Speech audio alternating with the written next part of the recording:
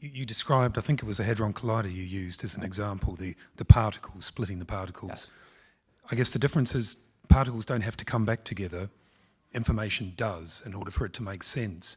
So what is the logical conclusion of that? If that analogy is to follow itself to the logical conclusion, how do you reassemble the information if they've split into particles? So it's more of like an analogy, right? Because if you're splitting particles, what you're doing is you're generating new information, and actually the real basis is, like I said, they're simulating the start of time, which is really just the start of a new sequence of events, right?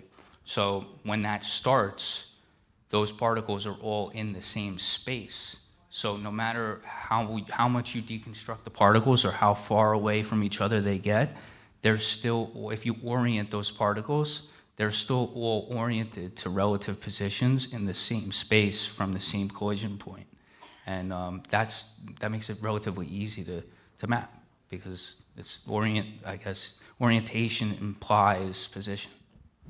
Dominick, a fascinating discussion. Please give Dominick a hand. Thank you very much. I appreciate it. Thank you for having me. Really, really appreciate it.